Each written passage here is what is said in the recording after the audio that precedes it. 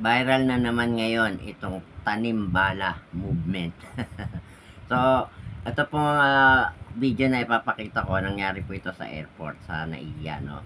May isang senior na papuntang ibang bansa ang hinarang doon sa boarding area na, samantalang dumaan na sa x-ray machine yung bagahe.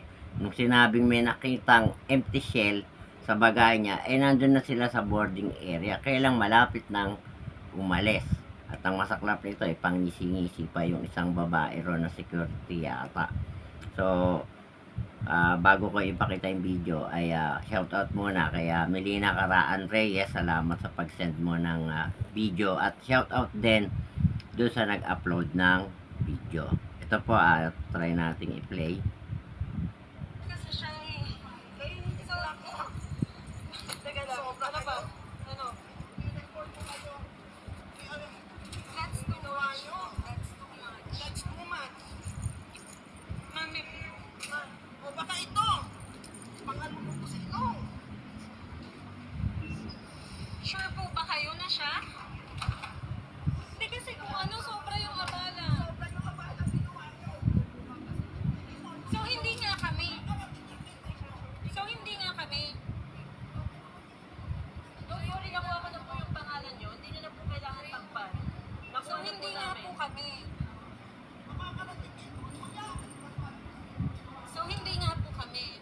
Confirmation lang po. Wala ako dun sa nangyari. So, hindi nga po kami. Yan lang po. Yes or no? So, hindi nga po kami. Yung last day ko lang mag-x-ray dito nung hindi namin ma-double check yung gamit ko. Empty shell. Parang alam ko na. Diba ano naman yan talaga? Kala ka na. Tanim bala. Kasi anting-anting, yun yung una ninyong sinabi. Sabi nyo pagpasyo. Na yung chinek, ano na? Bakit ninyo kami hinayaang pumunta dito? Kung meron kayo na check from there. Andyan sa back.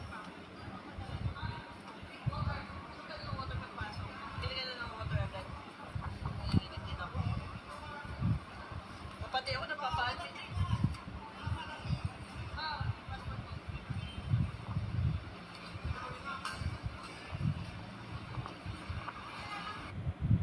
Okay. Masyado nang mahaba. So, yun, no, nagaan sila, tinatanong ko silang araw yon. So, tama yung babae, bakit nung nasa x-ray machine, hindi sila sinita, hindi rin binuklat yung bagahe. Kaya lang nasa boarding area na, no. At ito pong mga security personnel na to, no, yung pong ginawa nyo ay lalatay sa buong organisasyon ninyo ng security ng airport, no. Kumita na yan dati, hindi nyo na dapat ulitin yan.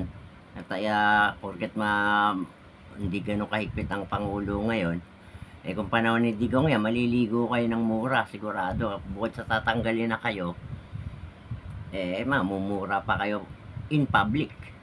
No, mabuti na lang, hindi ganun yung bagong presidente. At ang mga senior dapat po ay inaalalayan, hindi ho hinaharang. Hindi ho yan magdadala ng bawal. No? At kahit sino namang tao, hindi magdadala ng alam niyang bawal dun sa eroplano.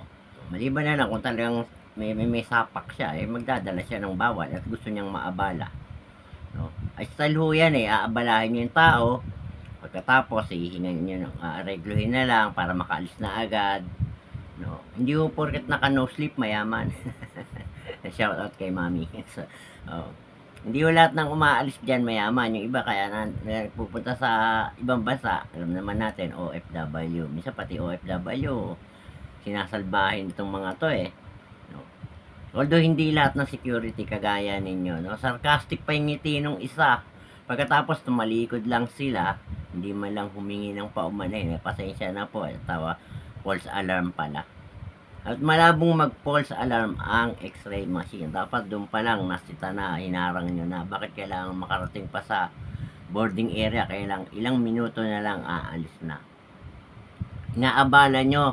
Para kayong yung enforcer dyan sa labas ng airport. No? Nadali ko dyan Huminto yung jeep sa unahan ko, siyempre hihinto rin ako. Aba, pinara ako nung enforcer, obstruction daw ako. Sabi ko, may jeep, dapat daw, inovertaken ko.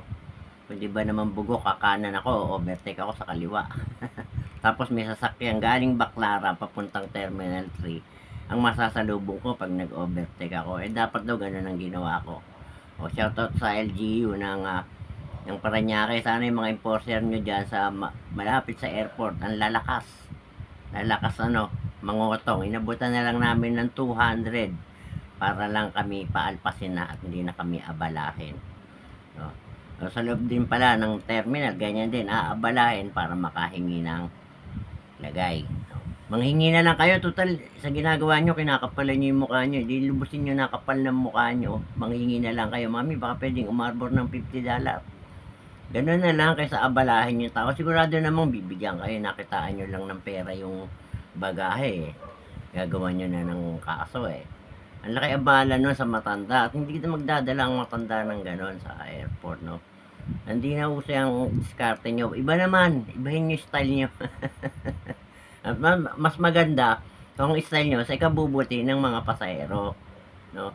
Tapos pagka kinukunan kayo ng video, sasabihin nyo, bawal dahil labag sa privacy. Anong privacy hihingin nyo? Nasa public nga kayo.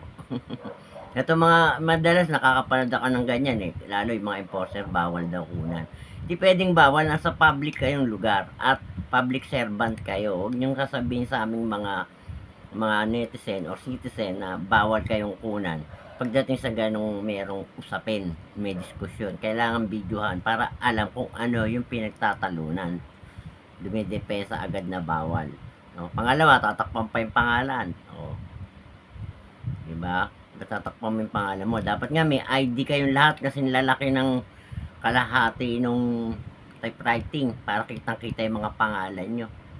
Pagka ganyang naninita kayo nang wala kayong talagang makikita. Tapos gusto nyo dalhin sa security office dahil doon nyo iipitan. Mga ugok. Ang ginawa naman nung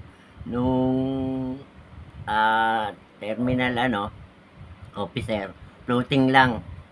Tanggalin dapat, hindi floating. Kasi makakasira yan sa inyong lahat. Hindi lang dyan sa isang department. Sa buong security ng tatlong terminal. Ewan ko kung may 4 na. Ng buong NAIA terminal, no? Lahat ng security. Ganun ang magiging tingin sa inyong lahat. No? Basta nagkamali kayo. No? Ang mali ng isa, mali ng lahat. Ang tama ng isa, tama ng lahat. Kagaya ng isang janitor dyan, nakapulot ng pera sa media, so sinauli. Di kudos sa inyong lahat yun. Ngayon, pag ganyan ginawa nyo mali, sa inyo rin lata yan, lahat kayo. At kaya kapag may nagkamali isa, sipakin nyo na.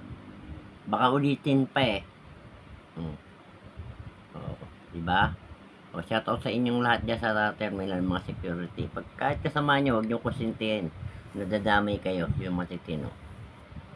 Yun lamang po, maraming salamat sa pananood ninyo.